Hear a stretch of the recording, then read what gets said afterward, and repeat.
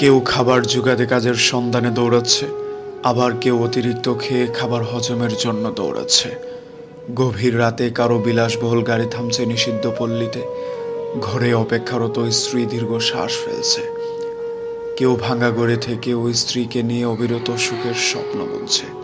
কেউ ভাবছে আর কয়টা দিন, ডিভোর্স পেপারে সাইন করলেই মুক্তি। কেউ একটা সম্পর্ক টিকিয়ে রাখার জন্য রীতিমতো যুদ্ধ করে চলছে। কেউ সন্তান ডাস্টবিনে ফেলে দিয়ে দায় মুক্ত হতে চাইছে, কেউ একটা সন্তানের জন্য সারা জীবন হাহাকার করে যাচ্ছে। কেউ লাখ টাকার ডাইনিং টেবিলে বসেও তৃপ্তি সহকারে ভাত খেতে পারছে না, কেউ পেঁয়াজ কাঁচামরিচ কচলিয়ে গোগ্রাসে ভাত গিলছে। কারো দামি খাটে শুয়েও আবার ঘুমের ওষুধ খেতে হচ্ছে, কেউ আবার হিমেল হাওয়ায় রাস্তায় ওভারব্রিজে ঘুরে ঘুমোচ্ছে। কারো পড়ার টেবিলে নতুন বইয়ের সমারোহ কিন্তু পড়তে ইচ্ছে করছে না, কেউ পুরাতন বইয়ের দোকান চষে বেড়াচ্ছে পকেট খালি বলে। কেউ দামি গাড়িতে বসে চিন্তা করে সন্তানগুলো মানুষ হলো না এতগুলো সম্পত্তি রাখতে পারবে তো।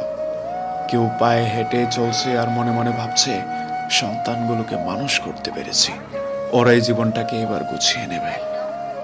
সত্যি, নানান রঙের মানুষ, নানান রঙের স্বপ্ন ঘুরে, তবে শেষ ঠিকানা সেই 3.5 হাত মাটির নিচে। তবুও মানুষের পৃথিবী ছুঁয়ে দেখার ইচ্ছে যেন কখনোই ফুরোয় না। এটাই মানুষ।